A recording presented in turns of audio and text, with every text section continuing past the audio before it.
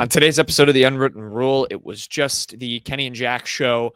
No Peyton for this show. He'll be back for the season preview, which we're going to do for Monday, heading into the Central Arkansas game. We did do our specialist preview. We started with talking about the quarterback announcement and Drinkwitz deciding to go with the two QBs against Central Arkansas. Kenny and I gave a bunch of takes on that. You know what we thought about the decision and kind of discussed what the fan base's reaction has been to the decision. Just a whole bunch of perspective on that as Drinkwitz continues to just do Eli Drinkwitz things when it comes to quarterback competition. So we talked about that. Then we did the specialist preview. Kenny had a great deep dive on punters, kickers, punt returners, big situation at punter for Mizzou with kind of a lack of experience. Gave our thoughts on what we thought with the return men and what that's going to look like. Kind of a different look with obviously no Luther Burden to have centralized discourse around him returning kicks anymore. So kind of gave some names that we thought we could see back there.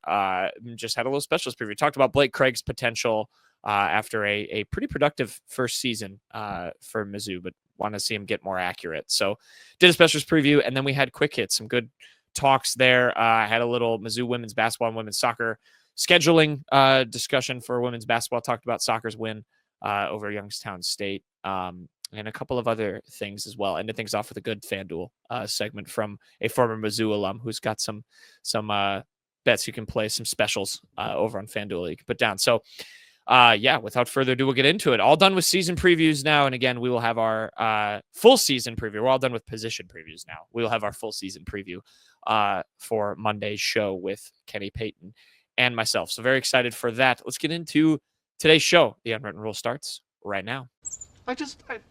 Marcel, where are you going with that disc? You are not putting that on again. Marcel, okay, if you press that button, you are in very, very big trouble. Attention.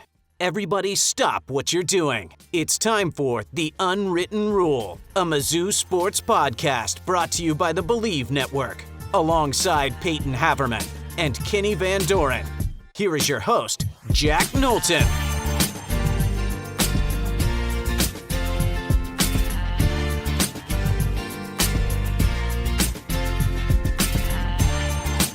Welcome back to The Unwritten Rule, presented on the Believe Network and brought to you by FanDuel. Today is Friday, August 22nd.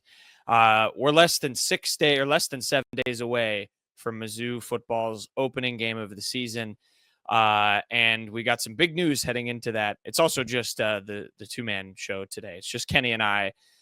Peyton, I am, first of all, we're going to talk special teams, do our last position preview, and I am pretty upset that Peyton is not part of this. He had a scheduling conflict, which is just of course he did, Kenny, like the biggest cop out ever. The guy who doesn't want to talk special teams gets out of the special teams episode. It is what it is. But we have to talk about the news that kind of hit the Mizzou airwaves in the last few days. First and foremost, that concerns the quarterback position. Kenny, I heard this really great phrase the other day. I don't think you probably have never heard of it. I don't remember who first said it. But I heard it the other day. It's, if you have two quarterbacks, you have zero. Have you ever heard of that phrase? That was a new phrase to me. I've never heard that before. Yesterday was the first time I saw it said. It seems like everyone has used it at some point. I've used it too, but in the sense that I've said it, and I don't think that's necessarily the case. I think this is a spot where they have two quarterbacks that could lead different types of offenses for this team, and they just hasn't really been anything. And I think that, separation, they keep saying that, and they wanted execution week. They wanted a guy to take a step forward, and Drinkwitz didn't say who took that step forward, and the other guy jumped right back into that competition. But I think it's a good sense of like these two guys want to be the starter at the University of Missouri. I don't think it's a case where Sam Horn was in year two coming in behind a guy in Brady Cook who played the year before, but albeit was injured and really didn't have the good first year as a starter and just really didn't get the shake of being in that competition. This just feels more like a true competition, and don't necessarily know how that's going to work once they get on the field because Drinkwitz hasn't said who will be that first guy that steps on the field. But I feel like the expectations are, if you're the first guy in the field, you probably do have maybe, an edge or a slight edge, whatever the percentage might be on the other guy in the quarterback competition. I think, from a history perspective, we saw that Brady Cook played the whole first half of that first game of 2023, and then Sam Horn took over. In my opinion, you don't want to break a team out of its rhythm, especially if you get the ball in the first quarter and time expires and you're going into the second. I don't think necessarily it is a fair shake, because in the fourth quarter, if you're playing an FCS team like Central Arkansas, are you really expecting to go all out in the fourth quarter, like at all? Like, are you going to take those full reps sometimes? That's where my head kind of goes is, I mean, you're just trying to get the game over with. Don't want to get any more injuries. Just keep everyone healthy and get them off the field and get them ready for Kansas the next week. So I am very interested to see how the reps go and how things are split to offer these guys an ample opportunity to really compete for that starting job. Yeah, I think there's a couple schools of thought you can take here. I'm curious to ask you because you're over at On3, and that is one of the message board sites, and I'm sure you see a lot of the opinions. And I feel like just being on like X and other places, and seeing the reaction to Drinkwitz, making this decision that they are going to ride with the two guys, they're going to let them both compete. I feel like there's been a bit of a split, and I'm curious if that's what you've noticed on your board in terms of like fan reaction, because I think there are, and I feel bad, I don't want to sit on the fence, because I think my own opinion kind of falls somewhere kind of right in the middle. Like, I understand both sides of this, but it feels like there's a bit of a split of Drinkwitz, and part of it is the way that that battle in 2023 was presented, where it seemed like that Brady Cook and Sam Horn were closer than they ended up being when that season started. And I don't think that helps Drinkwitz in the eyes of some, with this is just him doing this all over again, and one guy, whether it's Pabula or Horn, is just gonna look like the starter, even if Drinkwitz doesn't want to admit they are right now. But then there's also I think a very logical camp of, this is the right thing to do, at least for this first game. And it might truly be a case of, and I know we on this podcast have like leaned kind of Bo Pabula. We've talked about Bo Pabula like he's going to be the starter, and who knows if our opinions have changed on that. But it's it seems like it could be a genuine case of Sam Horn's just pushing him right now. Is that what you've noticed from your board, and the split amidst the muck of, I'm sure, some fun responses? Hey, heck, it could be like Auburn. There's 3 quarterbacks, there's 3 play callers. They're going through the weeds in week 1. Yeah, it's different. Permutations. I can't see a person's age, but I think there's like a different, beliefs like by age group, because I mean, different people have seen it in different ways. I think younger people are a little bit more accepting to the fact that it's okay to have this competition in week 1, especially when you're not playing a Power 4 opponent. It's the game that you paid this team to come and play you at home. That's the big thing. Expecting it to be a win. It's a tune-up game to get everyone ready.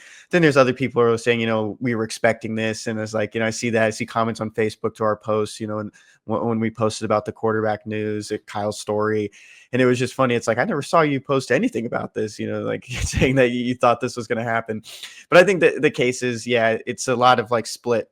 Some people were saying, like, why isn't Sam Horn taking that step forward to be this quarterback already for Missouri? Why isn't Bo Pabula just ran away with it? People know how much he's making NIL wise, or they know the ballpark of, over $1 million, whatever that number might be, since it's not public. And, they're really just expecting that to happen. I think at the end of the day, I still really am kind of leaning that it will be Bo, just from, things we've heard, just that you're not disclosing as much of the information that's getting kind of tossed around, and just what some of the national reporters have talked with just Mizzou today about as well. But I think it is still an exciting time, because Drinkwitz, I think more than anyone, loves Sam Horn. I think that's a big positive, just from Sam has been through so much, and I think Drinkwitz has been so supportive of him. He lost him for an entire year in 2024, and still rode his rode him into getting him back up to speed in spring camp, and getting him up for fall camp and into that competition. And he's been a big supporter of his guy forever. So I think that's a big thing that's kind of playing in this competition as well, is he's very supportive of both quarterbacks, no matter the dollar sign. And he's talked about that too. He doesn't tell the coaches how much these guys are making, because he doesn't want that to ever be a reasoning why someone plays ahead of someone else. Well, I think the baseball piece for me continues to just be so interesting with Sam Horn, because, you could argue, yeah, Bo Pabula got paid all this money. Why would he come to Mizzou if he wasn't told he was going to be the starter? And why would Mizzou pay him all this money if he was potentially not going to be the starter? The same could be true for Sam Horn. I mean, this is a guy who's now signed to play baseball with the Dodgers. I mean, if he really didn't think he had a shot here, why wouldn't he just go and play baseball and fully kind of embrace his other sport? And, yeah, it's, I think there is a big cloud over this with how Drinkwitz handled things in 2023 with Cook and Horn. And then to me, and this goes into kind of the like a timeline question, is like when does a starter get named? And I think that's the difference for me, when I look at this season versus the one in 2020. I think the timeline is interesting because obviously you have the difference between that season and this one is you have that week 2 Kansas game. And there's part of me that's, you don't want to be the guy that loses, the Kansas game. I think there's a fair thought of like, do you want to have two quarterbacks that are neck and neck and one guy's playing in that game and playing nervous, like, every rep could cost them their job. But I'm curious your thoughts on when you think potentially this should be saw. I heard one take a while ago, actually, and now feels like it's going to be more realistic that it shouldn't be decided until like the South Carolina game. I think a lot of fans want a starter named by Kansas, but now it feels like more of a reality that it could even last beyond that. I don't know what your thoughts are on that, but I think that's probably part of some of the fan base's nerves with it, to me, is not having that definitive starter when you're going to play this rivalry game that means so much to them. But it feels to me more realistic that this could last, a month into the season, maybe. Yeah, I just, in my mind, I laughed a little bit when you were saying that because I thought you were going to get on the tangent that maybe Drinkwitz just doesn't name it until 5 minutes before the Kansas game, but I don't think he does that anymore. He's not trying to give an advantage to another team. And that I almost don't hate. I mean, you make up some phony injury or Sam Horn just switches his number.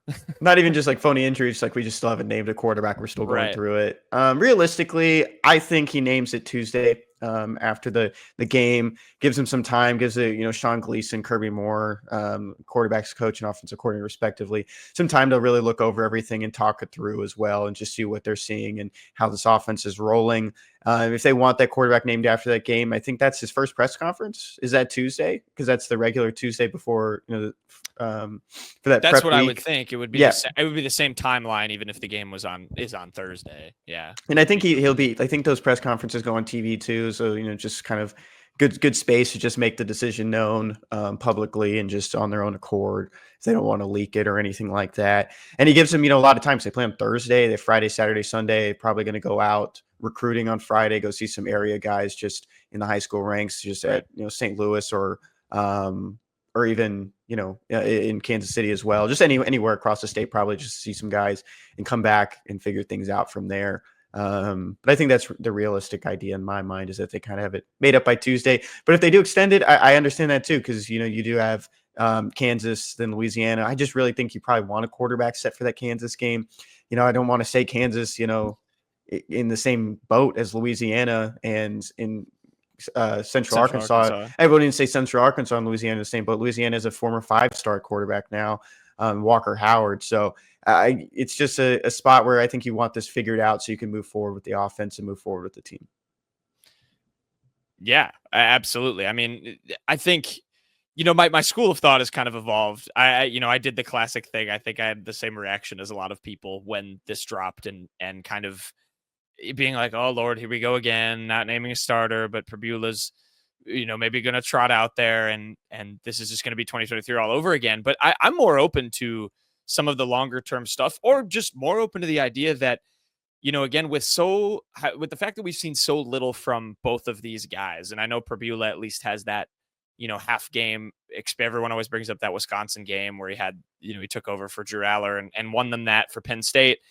I think just given the overall lack of reps both of these guys had in games, there's no real reason to necessarily question that they might just be neck and neck and they're similar type of players. How high that raises Mizzou's ceiling, whoever ends up being the starter, is kind of a different conversation. But, it might be the fact that, just because they paid all this NIL money for Prbula doesn't mean Sam Horn is going to relinquish this job. And, maybe in the positive light, he is pushing Prbula closer than any of us thought he would. And, we'll see if we see that reflected in the Central Arkansas game. But I also understand, given 2023 people's skepticism towards that, given how Drinkwitz has handled that QB battle in the past. It's Drinkwitz a QB battles. We could talk about it for forever.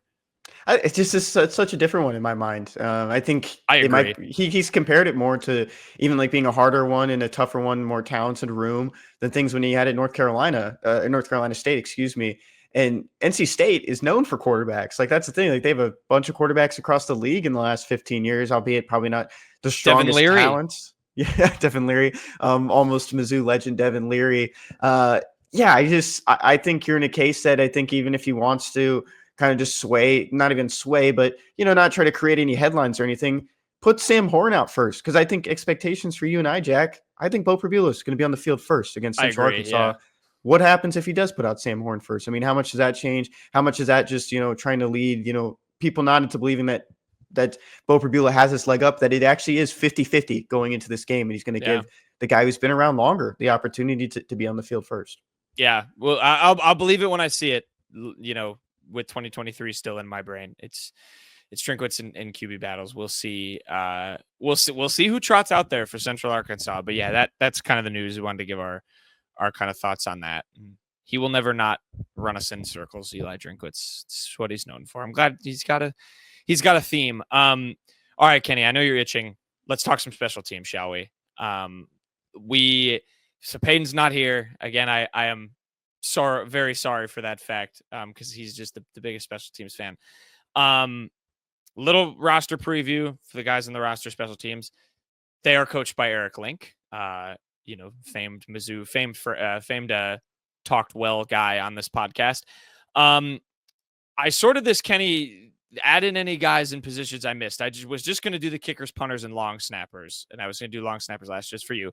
Kickers, you've got Blake Craig returning. They added Robert Meyer, who is a 5-star by one of the kicking outlets. Obviously, they're not evaluated the same way normal recruits are. Punters, a couple of newcomers, obviously, in John Butcher and Connor Wesselman. Butcher coming from the community college ranks, Wesselman over from Stanford. And then long snappers, Brett LeBlanc is back at that position, and they also have a 5-star evaluated freshman out of Memphis named Henry Crosby. Any other people you want to mention? Did I miss anyone? I actually didn't look at kick returner and punt returner. I forgot to write those kind of potential guys down. Yeah, I mean, heck, I asked Erik Link about it, and he wouldn't give me names. So okay, well, we could talk about the ones that have been in fall camp returning kicks, but not necessarily. I wouldn't say worth it. You just want to see it once you get the actual the first, I guess, unofficial depth chart is what they call it in that week 1 heading into Central Arkansas. So maybe we'll get it maybe this weekend, or I guess we'll not even have it until after Central Arkansas to really see who's going to be some of those returners. What we've seen Josh Manning do it in the past, Marquise Johnson, even some of the safeties have been back there. We'll see if Daniel Blood gets involved. I really think Sean Terry is a really speedy guy, speedy option for them in returning. But when I asked Erik Link about it, he said they're still kind of evaluating it, and you didn't really give me who that is, who's going to be back there. But one thing, to note about it, just from returners, and we'll get into the real nitty gritty parts of special teams, is that that not Coach Peeler, running backs coach. I'm blanking. Curtis Looper. Sorry, Looper. Curtis Looper is the one that's going to be kind of handling that again. If I may, that is so funny. Yeah. I forgot his name like our last show and skirted around it. I don't know why. Curtis Looper's great. He's been a great coach for Mizzou for a long time, but no fault of you there. Happens to all of us. Apologies to Curtis Looper. So he's the one that kind of handles the returners. Al Pogue helped out a little bit, but he was more so working with the gunners. So someone to watch out just in those practices and pregame is to see Curtis Looper back there with a lot of those guys, and as you try to figure out who's going to be in that group. But for what the special teams unit is looking for this year is just consistency. I mean, it's needed changes for this year. It's a unit that has been, I would say, a thorn. We always talk about special teams is a phase that really does matter. You look at a lot of those misses that Blake Craig had last year from the 41 to 49 range. He went 1 for 7 on field goals between 40 and 49, but beyond 50, he was 6 for 9. So he has the depth on him. It's just like those little bit closer ranged kicks. And when I say 40 is all that close, but the consistency isn't there. And I think that's the big thing that they're looking for in that kicking game this year. And I wouldn't necessarily say you've seen it so far from Blake Craig. His fall camp is wrapped up now. There were still some worries there with him. I think he doinked one off the upright during the scrimmage game. So it's still something that's going to be needed improvements early on in the season, but he seemed like in a good headspace when I got to talk to him during media day before fall camp. He joked with me that him and Brett LeBlanc are now in 2 separate apartments. They finally moved out. They just needed some separation. He said, no, just kidding. They're still good buddies. And I even put in my story, Jack, it was something that we saw in spring 2023. We were just playing at the rec as students still at the University of Missouri. And we saw both of them just walking around. And that's where I kind of started the story. It's like they've been very close forever, and they're going to continue to be that way because Brett LeBlanc will be the primary long snapper. That's what Erik Link said. You do have a freshman in the fold in Henry. And so it's someone that, there's a lot of versatility with Henry Crosby coming in from Memphis, Tennessee, in the sense that, he can get downfield. He's very lanky, 6 foot, 275 pounds. But when you compare that to Brett LeBlanc, who All-American long snapper, has been doing this forever, 6'1", 214, probably want to add in a little bit to that frame, but Henry has great length to him. And that's exactly why they wanted him. Baseball player, swimmer. He's just very athletic. So someone just to monitor and watch at the long snapper position in the future. But full expectations. This will be the first time in Brett LeBlanc's career that he's not splitting up time. Trey Flint was with this program the last 2 years, and they split time on kickoffs and field goals. But Brett LeBlanc is seen as the guy who's going to be handling a lot of those special teams at the long snapping spot. Punters, like you said, both transfers. It hasn't been like that. I mean, it's been like that the last couple of years. Really haven't found their guy. If you kind of notice, we only have 6 specialists that we're talking about here. It's really kind of been narrowed down just with the roster limits. You're not having as many walk-ons at those spots, but some of these guys are still probably considered walk-ons and don't have those scholarships. But John Butcher was a little bit of a, maybe not necessarily a head scratcher, but I think a little bit people were surprised by it, that they couldn't get another maybe college guy from maybe the Power 4 level or just group of 6. He ended up getting John Butcher from the JUCO ranks. They kind of liked his hang time. Didn't really have too much to say when I talked to him, but he'll be backing up Connor Wesselman, who didn't punt last year at Stanford. He was primarily a holder. He is a very good holder. I will say that, but from a punting aspect, he just, had a lot of, he just got passed up on the depth chart. So he's going to be someone that, needs to see that, net is what they're always talking about, the net yardage, how much are they going to return on what you kick. And a big thing that he's always learned and kind of lived by is punting between the numbers in the outside hash mark or the outside markers. You want to negate any opportunity to return the ball. That's a big thing his punting coaches have told me. From a kicking aspect too, behind Blake Craig, you have a freshman, Robert Meyer. Don't know too much about him. He was a combo guy in high school, but he's just going to be kicking in college. He's a little bit small, or he's a little bit taller than Blake Craig, but he weighs 25 less pounds. He's a 6'3", 180. So big, tall kicker. Probably going to be taking Blake Craig's job whenever Blake Craig is out of here. And Blake Craig's only redshirt sophomore, so he's got a couple more years in the black and gold. Yeah, he was tied for 4th in the country in field goals made last year. Blake Craig made 24. But, I'm looking at, I have the just rankings pulled up in front of me, and he made 70.6% of his kicks. He was 24 for 34. That is, in the guys that are in the top 10, the worst percentage among them. So I think there's a lot of room for improvement there, but I mean, he was very involved in the scoring for Mizzou last year. And if that's going to be any similar, I think, that's got to be maybe the biggest improvement area for Mizzou special teams wise is that, is that he gets just a little bit more accurate, and that's going to help them, win games. This is a team that's been so good at winning close games, Mizzou, and that has come down to the foot of, often Harrison Mevis until Blake Craig has taken over. But that's that's something I guess underratedly I'm excited for. The thing I'm the most excited for, Kenny, I meant to say, is just no more Luther Burden punt returning discourse and kick returning discourse. That's what I'm the most excited for now that he's gone. We can have real conversations and not just, oh my God, no, why is Luther Burden back there? Why is this guy returning kicks? But yeah, Blake Craig improving in that regard with accuracy, I think could be big for Mizzou given his just sheer volume of made kicks last year. Punter, definitely a worry. I think that's, maybe I'll ask you this perhaps unfairly because it is evaluating, kind of special teams, which is just, they kind of do one specific thing versus some of the other, positions do a few. But from a punting aspect, where would that rank for you when you look at the holes on this roster? Just because of the inexperience, you have a guy coming from community college who, yes, you've seen success stories at that position before, but there's no one with any real experience, and Mizzou's punting wasn't exactly a home run. I actually meant to look it up. That wasn't exactly a home run last year in the SEC. So, and it hasn't been for many years. Yeah, Luke Bauer was second to last in average punt yards last year, 41.8. So, yeah, if we're building it out, I think it's hard not to put it last. Until you see the results, until you see. I think the one big thing is that a lot of people don't always want to know the punter's name, unless he's Luke Bauer, which was incredible story. He did throw that touchdown pass too, so that plays into it. But I think most of the time, the average fan, the average watcher doesn't want to know, because usually that means he's not doing good. A lot of people want to know the kicker's name because sometimes it is Harrison Mevis, or sometimes it is Blake Craig, when they have those positive strides in their game. But at the same time, I don't think a lot of people want to know who Connor Wesselman is. And it's for a guy who didn't punt much last year. I just don't really know how you put it above any other position. I think that's just how it goes kind of for that. And I think, with specialists as well, I'm not saying special teams doesn't matter. I mean, everyone brings up that Chargers team from the 2000s that was great in offense and defense and worst in special teams and didn't make the playoffs. And this is a special teams unit. They got a rule change. So there's been a lot of different, moving parts. I think someone could write a book about this Mizzou special teams era with how much it's changed college football. I think Peyton should write that book. Not change college football. It did change a rule in the SEC. But short book. It could be a picture book. Yeah.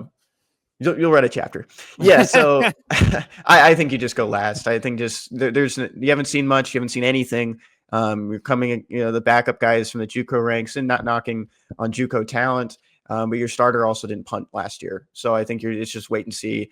We'll maybe reassess these at the end of the year, hindsight be 2020. But we don't know. We just don't know, how the punters are going to perform. Yeah, I think that's a fair assessment in terms of it putting it last. I would agree.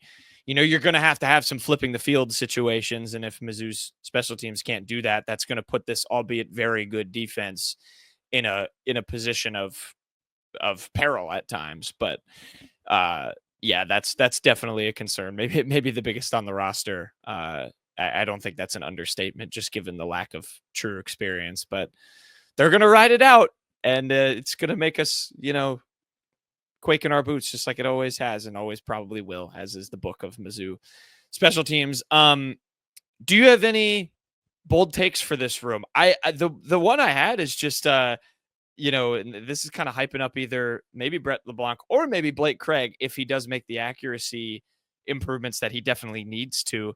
Is there maybe an all SEC guy in this room? Brett LeBlanc's coming back for his is this third year starting now? Fourth year starting at long snapper? Second year. Oh, sorry, Brett LeBlanc, third year. Yes, yeah. So he's coming in as a junior. I mean, he's been, I feel pretty solid and improving in his years starting. I was like, maybe this is the year. Maybe one of them sneaks on. They did not have any preseason nods, but maybe there's a postseason one. Yeah, maybe there is. I think of anyone, it would have to be your long snapper, which is, a funny thing to say because we can't assess long snappers, and I hope someone better than us and more knowledgeable does once they choose those teams. But with him most likely to be long snapping on field goals and punts, it's a better chance. I mean, the last 2 years he didn't do that because, like we said, split time with Flint at that spot just between kicks and punting. I guess maybe my only take, positive, or maybe not a bold take. I think Demarion Folks will have a big part in the return game. I think there might be some opportunities for him to get involved there. The freshman wide receiver from Maryland. He stayed back. He enrolled in the summer. Former Pitt commit, jumped on really late into the cycle, right before signing day. When he visited for the Arkansas game and then committed a couple of days later. So pretty big for him to get involved. Like we talked about it before, that he's that speedy kind of threat. He's a little bit smaller. He's a slot receiver on offense. So I'm intrigued to see if, him and Sean Terry can get a spot just in special teams, and maybe don't want to burn their red shirts because it is a little bit of a deeper wide receiver room this year, but maybe there is an opportunity to get them on the field at different parts over the next couple of months. It's a good conversation to build on. They have our lads has Mizzou's punt returners. They have Kevin Coleman and then Daniel Blood and Marquise Johnson behind him, and then kick returner Jamal Roberts, Marquise Johnson, and Josh Manning behind him. Jamal Roberts returned a fair bit of kicks last year, if I'm not mistaken, if I remember that correctly. Is that the two that you think will probably be out there if you have to give your best guess when that whatever quote unquote unofficial actual depth chart comes out? Kevin Coleman at punt returner gives me the same vibes as the Luther Burden stuff, even though he probably can't do it. Yeah.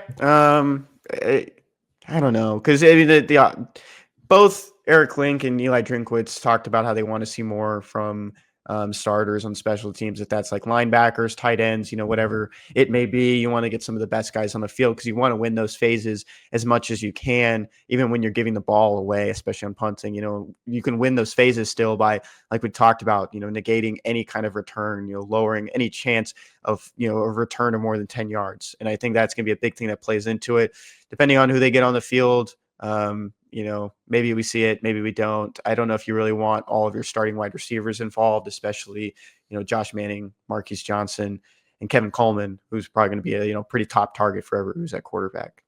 Yeah, Marquise Johnson feels like another one that you think you could just chuck in there because he's fast. But I agree with you. I think I would like to see, like, a De'Marion Folks would be super fun. I mean, talk about giving yourself, some hype for yourself as a future piece of this wide receiver room. Do it on special teams and, have some big punt returns. People aren't going to forget your name in a hurry. So I would like to see a little bit more tinkering with like some of the reserves and getting them the chance, albeit, you got to balance the redshirt stuff. That's a very real thing as well, but we'll see who Mizzou trots out there. I wish I had eligibility left. Maybe I would just sign up to punt. That'd be fun. Wouldn't take Blake Craig's job, but maybe I could punt. All right. That's any other final special teams things? Any more long snapper perspectives? You did a thorough job. You're our special teams expert, so I want to give you the floor. I don't want to say I'm an expert. I just like it because Peyton hates it. Yeah, the only thing I was just looking back on my story when I talked to Link. He did talk about, they want dynamic returners and probably get the younger guys involved. And he did mention Sean Terry was one that they were looking at. He just had a lot of, big plays just in high school, and they know they can see him really moving around the field and getting away from people. But with recruiting as well, like we mentioned, only 6 spots. They have to be super intentional with who they get. They have to get guys that can contribute, and guys that the backups that can go on the field. Like they don't really have many cases where they can just let guys mold or develop at this point anymore. Like you need guys that will play right away, or just be able to slot in if injuries happen or if someone's just not playing up to par. So that's my last thing is, it's going to be kind of a different look to recruiting specialists in the future. That's a good point. I remember liking a lot of Sean Terry too when we were talking about him as a commit. All right, there's your special teams preview. How many minutes do you think if Peyton listens to this back, does he just get through the quarterback thing and turn it off, or how long does he get through the special teams talk? We just hit 30 minutes. He's going to be so upset to see that this podcast is already at 30 minutes. Well, because he's going to forget that we talked about the quarterback stuff. How long did we talk quarterback for? 15 minutes, maybe? Yeah, 10? no, it was pretty half and half. Okay, yeah. He said we shouldn't go over 15 minutes on special teams. So I think we were right on the dot. I think we're right around pretty there. Close. Well, then we should just go for another like 40. But not talk about special teams just so that the timestamp shows up for him that it's like super long. We'll tell him I'll tell him when this is done. We don't have quick hits. We just skipped it because we had so much good things to say about special teams. All right. That will do it for the special teams preview. We're all done with our position previews. Sunday we will have like we're going to make our record predictions. I'll have some kind of superlatives to give out to things to look back on when the season concludes. That'll be fun. So we will do that Sunday. For now, Kenny, without Peyton, we will continue to carry this show ourselves on our backs in quick hits.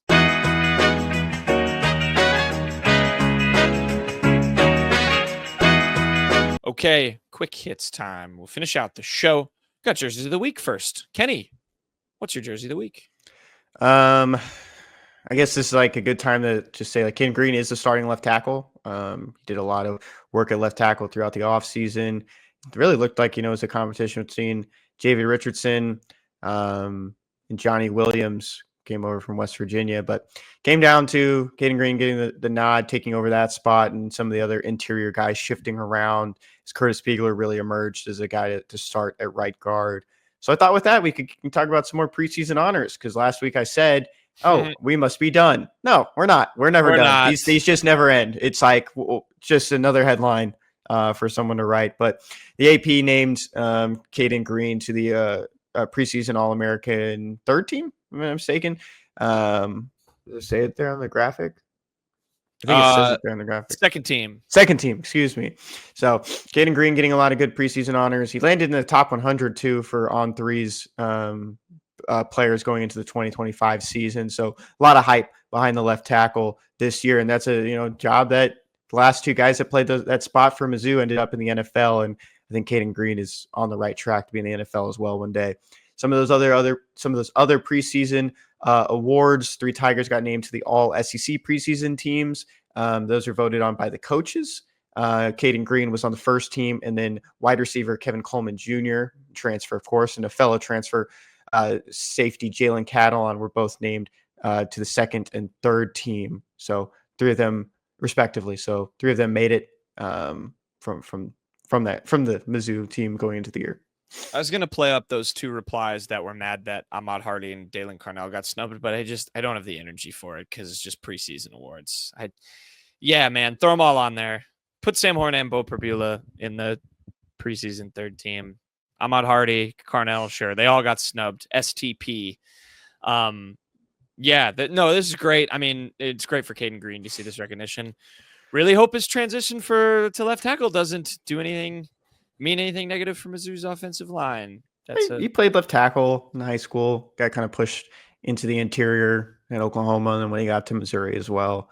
I think he'll be fine there. Yeah. It's more from he wasn't supposed to play left tackle, and then 2 weeks before the season, now he's playing left tackle because Mizzou didn't have a left tackle. We might call back to it. That's all I'm saying. But hopefully it doesn't. It means still good things for Caden Green, which I think he will because he's very, very talented. Hey, Peyton. Yes. I don't like this bit. Peyton's jersey of the week. That's because you're always gone and we do it to you. It's a waste of breath and words. Wow, a waste of breath. Peyton, your name is a waste of breath. That's what he just said. No, I'm saying Peyton's. Okay, yeah, there you go. Peyton's jersey of the week, of course, is going to go to Luther Burden III, who had a very outstanding performance and just continuing to just be an all-around wide receiver for the Bears in the preseason. On top of just a lot of these catches, he was great blocking for the Bears in their second of 3 preseason I have never games. seen more, and it's just because I'm on Luther Burden Twitter. I have never seen more hype about a preseason block as a receiver. I'm not trying to take anything away. It's so great. It's so great. Sorry, continue. I definitely agree with you because one of the ones, it's not in this video that Peyton sent to us to use. Oh, it actually is. Here it is. The guy running in this went to a fine high school, and he's also been on this show before in Ian Wheeler, St. Thomas grad in Houston, also attended Howard, UDFA, coming back from a knee injury that he suffered in preseason last year. And he's on pace to make the roster in some capacity. So very cool for Ian. Yeah, full circle moment. It was a banner weekend for the Unwritten Rule guests of the show. So if you're as an athlete and you want to be successful in the pros, clearly you need to come to our show, as Ian Wheeler demonstrated. Yeah, I actually am sad that Peyton is not here to talk about this because it is his team, and Luther Burden looks really good and continues to get rave reviews. So I'm very excited for him. And yeah, I've never seen more propaganda about a block. Someone made an edit, like an edit with some song in the background after on this play. I was just like, this is unbelievable, but it's great. And it's the little things. I mean, those are the things you got to do to stick on a roster. So it's good to see Luther Burden contributing and doing those things. My jersey of the week is Tio Barrett. The Mizzou Hoops put out this video, nothing like some preseason hype for one of the key contributors of the team last year. Tio's been going to work with a video of Tio Barrett with some nice practice highlights, a couple good layups, got a dunk in there. Some good Tio Barrett propaganda, Kenny. I'm going to point that out. That was just straight bait. What you just said there is one of the key contributors. Yes, he did play. I don't know what you're talking about. Okay. That was a good look, though, on that shot in the first one. If you're watching this on YouTube. There's some nice plays. Look, nice dish inside there. Playing some good dunk. Did you watch that Florida game? Yeah, some good Tio Barrett stuff. I was going to segue seamlessly, but now I forgot. I like no cap, and he's the main bird. Shawnee's main bird of the week. Kenny. Shawnee's main bird of the week goes to the 7 Tigers that were named to the Senior Bowl Top 300. I thought there'd be a little bit more I guess they don't necessarily do just a strict watch list anymore for the Senior Bowl. Now the Panini Senior Bowl, no longer the Reese's. A lot of moving parts from the last couple of years, and some other bowl games really emerging as other ones as well. The Shriners Bowl, or East-West Shriners Bowl being another big one now. But the top 300, the 7 guys from Missouri that are on the list: Chris McClellan, Dalen Carnell, Zion Young, Caden Green, Kevin Coleman Jr., Connor Tollison, and Jalen Catalon. For those maybe confused at all, Caden Green, yes, is a junior, but in the sense, it's like really the guys that are eligible for the draft, that they're going to be, welcoming for these kind of events moving forward. It's not just going to be guys that are seniors or older in the classroom, or just, by whatever is listed on the roster. My Bird connection, I went through all 7 of these guys' teams from where they transferred from, because of course there's transfers in Chris McClellan, Caden Green, Zion Young, Jalen Catalon, and Kevin Coleman Jr. That's 5 of the 7. I even went to their high schools. I didn't go to their middle schools. I couldn't find those, but I went to their high schools, and nothing, no Bird connections. The closest one I could get was Kevin Coleman, was a St. Mary's Dragon in St. Louis, but no, I'm an idiot. There actually is a Bird connection. Kevin Coleman went to Louisville for a year. I don't even know why I forgot that. His sophomore year. I was even thinking about because he's the one who's been through 4 schools in 4 years. There's my Bird connection. I was really going to have a stupid one about how some of these guys are going to be flying off into the distance into their next journeys. Or there's a bunch of Bird teams that go to these events. A lot of Oregon Ducks. I'm feeling nice. I'm feeling nice today, so I won't. I normally am mean, but I'm not feeling mean to make fun of the Bird connection. But you saved yourself, with Louisville. I forgot to, so that's on both of us, because we were trying to figure that out before we started. Yeah, it's just because I believe Brett Norfleet got invited to the Shrine Bowl. So it's the same situation. Not invited. He was on the watch list. Or on the watch list. Okay, got it. But it's the same situation with you can be a junior and still technically get that. I would be pretty surprised if Mizzou doesn't have a contributor at this. I feel like the Senior Bowl has, I don't know, maybe hit a little bit of a renaissance. Maybe it's just always been like that. I don't know. I feel like we've seen a lot of Senior Bowl success stories. I would be surprised if Mizzou doesn't have at least 1 or 2 guys going there, assuming they have good seasons. So yeah, very exciting. Peyton's main Bird of the week is going to the Mizzou soccer team, the Bird connection. They trounced Youngstown State 5-0, 5-0, to move to 1-0-1 on the season. They tied South Dakota State in their opener. Big win for Stephanie Golan and the Tigers. A couple of goals from Haley Chambliss. Crushed Youngstown State. Did I say my Bird connection? They're the Penguins. Did I already say that? Wow, I have a short-term memory. No, I didn't. Okay, sorry. No, you didn't say it, but I was just agreeing, yes, that is the Bird connection. Bird connection, Youngstown State is the Penguins, but the Penguins were absolutely demolished by Mizzou soccer. Hopefully this can be the start of a good year. They play 3 road games next. 2 of them actually kind of aren't. I mean, they don't feel as much like road games. They're at Missouri State and at SLU, so not leaving the state, but they are road games. And then at Memphis before a home game against Illinois, which will be a big one. So hopefully it's an exciting year for Stephanie Golan and the Tigers, but got off to a good start. 1 win, 1 draw. They also drew Kansas State in an exhibition. So before you get to your Bird, I do like to think about these and from a football or basketball standpoint. Imagine like the football team or basketball team going and playing at SLU or Missouri State. And in my mind, it's a little bit different just with some of the more non-revenue sports or the sports that aren't funded as much. But do they get paid? Like, I always wonder that. Does Mizzou soccer get paid to go play at some of these schools that aren't SEC or aren't Power 4? Yeah, I don't know. That'd be an interesting thing to look up. I'm not sure how that works, but yeah, it is interesting to put it in that context.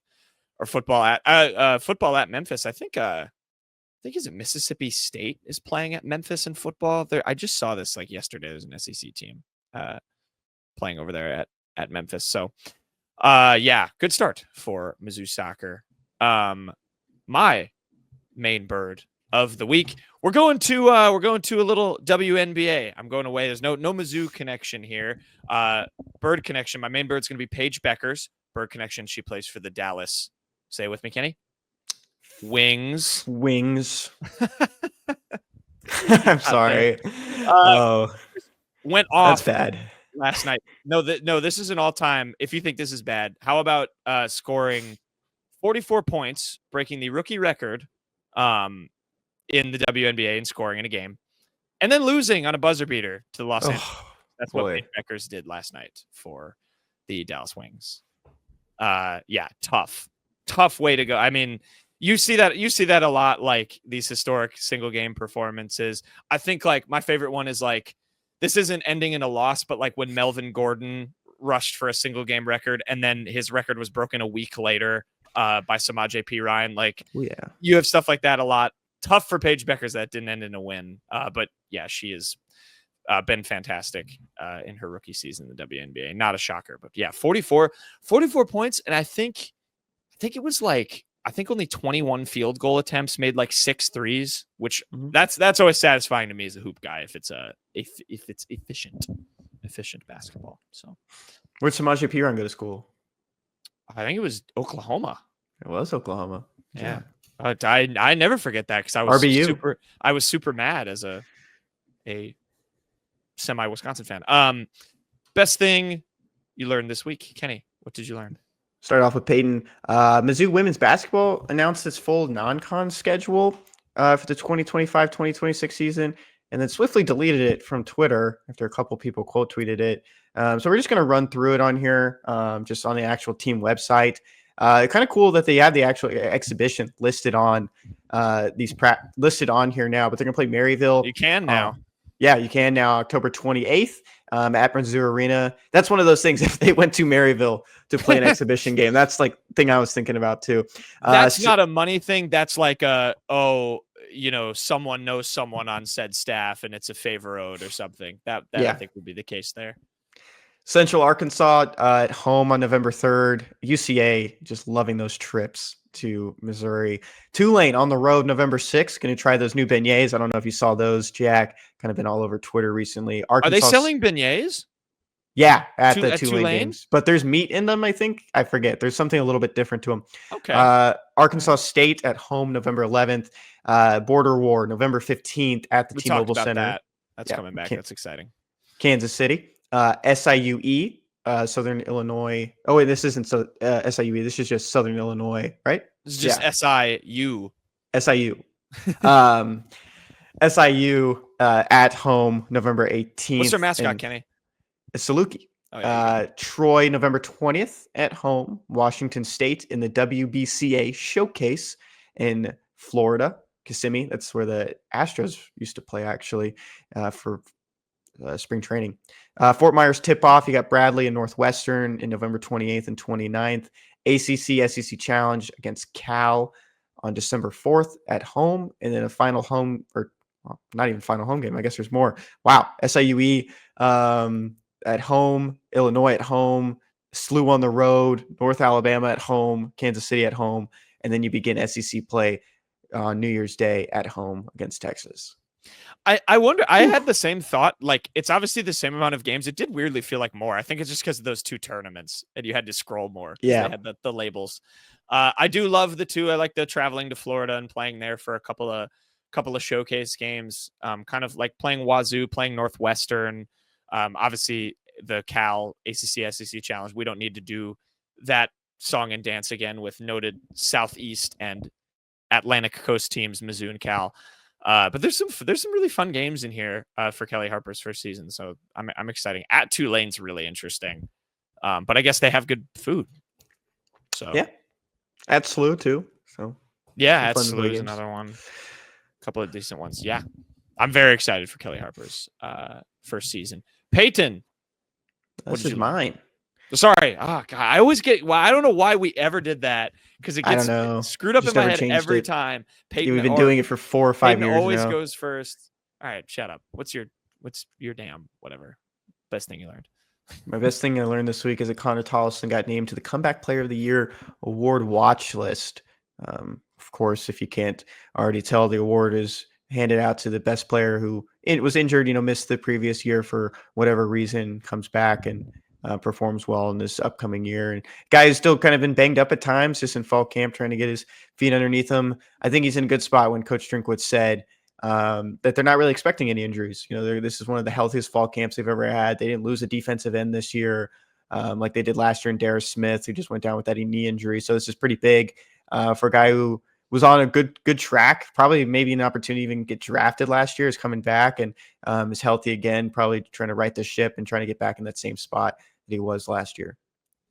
Yeah, good news or good recognition for Connor Tollison, and hopefully, he can live up to it. It'd be, again, huge for Mizzou's offensive line, which got a shakeup on the left side. So if Connor Tollison can kind of anchor down the middle, that'll be big for this year. So good honor for him. My best thing I learned this week, Mizzou related, it's not sports related necessarily, but this is pretty cool. Comes from Chase on X. He posted this. Boulevard Brewing Company has announced a partnership with Mizzou Athletics through its Quirk Hard Seltzer brand. A Quirk branded concession stand will be in Memorial Stadium this season. In 2026, it will launch the Tiger Paw Punch drink, which is kind of great. I like that name. Cans are pretty cool. If you're watching on the YouTube for the Tiger Paw Punch, it's got the Sailor Tiger on it. I'm gonna have to at some point get my hands on one of those and collect the can, because I have a few Boulevard, like Mizzou custom stuff. Was the Storm and Norman? That was Boulevard, right? I think that was Boulevard. Or was that Logboat? I think that was Logboat. Might have been Logboat. I think Storm and Norman was Logboat, but I have a few Boulevard and Storm and Norman stuff, and Logboat stuff It's from Logboat. Mizzou. It's Logboat. I got it mixed up, but both are great. I think this is fun for Boulevard to do the Sailor Tiger and custom. What flavors do they have on there? Watermelon, salt and lime, mango punch, pear yuzu, and passion fruit orange. What are you picking out of those, Kenny? If you got to reach in the cooler, you got all the options. What are you choosing? I'm even looking at this other photo that you had, that the Chase had in here, but this was like Tank 7. Do you see this one? Oh, is this something Mizzou related? I don't really know. No, I think some of those that might be an IPA. Yeah. I think that's just a side one. Well, if you had to make me choose those four, I don't know. I'm going watermelon, salt, and lime. That sounds good. I think so too. It's like the safe bet. Sounds like a marg. All right. Yeah. There you go. There's a lot of alcohol talk. There's alcohol talk. Yeah. There was a Bud Light did a sponsorship with a bunch of college teams in Mizzou. Oh, so part of that too. Yeah, there you go. All right. In lieu of a Peyton joke, Kenny, I have some lines to bring to you by FanDuel. I was doing some searching ahead of the season because we're going to bring best beats back for the NFL season, which I'm very excited for, and pick some games, keep some standings, and we're going to use FanDuel to do that. But ahead of that, I had some futures that are going to be brought to you by a fellow Mizzou alum. There are some Kay Adams NFL future specials over on FanDuel that you could bet on. I'm going to feed them to you. You tell me your favorites, Kenny. The first one, three or more NFC North teams to make the playoffs. That is plus 340 on FanDuel. The Patriots and Jaguars to each win more than 7.5 games, and the Panthers to win more than 6.5 games. So all that parlayed together, plus 500. Around the horns, in this sense, Bills, Texans, and Rams to each win their division is plus 800. And then your long shot one from Kay Adams, the Bengals and Commanders to each make the conference championship game. That's plus 3,000. Very long odds on that one. Okay. I think there's some good ones in there. I actually like the Commanders is it Commander Bengals? Commanders, Bengals to each make the conference championship games. I don't think that's all that bad. Yeah. Trey Hendrickson, bad defense, Bengals. Yeah. Guess you're right. The Bengals one would worry me. The Commanders, I mean, they could very well do what they did again. We'll see if Joe Burrow can take over this year. I don't know. 2 top 5 quarterbacks. Yeah. I think it's possible. I liked the Horns one. I don't necessarily know how much you can rely on Matthew Stafford this year or where he is just in that sense. Or if he is. If he is, yeah. Have you seen that photo? Yeah, is that stuff? Him? Yeah, I think there's some good ones in there. Well, read me the first one again. It was 3 or more NFC North teams to make the playoffs. I think that's an easy. I don't hate throwing, a bet down on that just because all of them could be so, like, you could make a case for all of them to make it. So I think 3 of which, and the NFC is just so weird. The weird one with the around the horns is the Rams, because I just think that division is could be a crapshoot. I think the Seahawks and 49ers are both weird to me. But I think the Bills and Texans are shoo-ins. I think there's a lot of teams in dysfunction. I don't like the NFC, the AFC East, like, at all this year. So Yeah, my last one that I would point out is I don't think both the Jaguars and Patriots will hit that, but I do like the Panthers one. I don't know. I like the Panthers. The Panthers are kind of fun this year. What was the thing? I saw that the post, it was like Ohio State winning the national championship. Was it like J-Lo getting divorced or breaking up with somebody? And then Taylor Swift announcing an album. Taylor Swift announcing an album, and like all of that happening. All of that happened in 1 year twice, and the Panthers made the Super Bowl both times, which is fun. So there you go. Shout out to Kay Adams. I might do some more fellow Mizzou alum Kay Adams future specials if there's any that pop up on FanDuel. But thank you to them. And good show, Kenny. We don't need Peyton. We do need Peyton. We always need Peyton. We miss his jokes. That'll do it. We will have the season preview for Mizzou football coming for you on Monday. And then it's into the thick of it with game number 1, Central Arkansas, and we'll recap that one. We're going to try and bring back, for the most part, our Saturday instant post-game reactions as best we can. We did that a couple of seasons ago, so those will probably be coming as well. But stay tuned. Until then, we'll get Peyton's quarterback perspective too on the season preview, because he wasn't available today. But yeah, that'll do it for the show. Thanks for watching, listening. Subscribe on the YouTube if you're watching. Give us a follow, Spotify, Apple Podcasts, all that stuff. TikTok, we're on there as well. And until then, see you next time. Bye.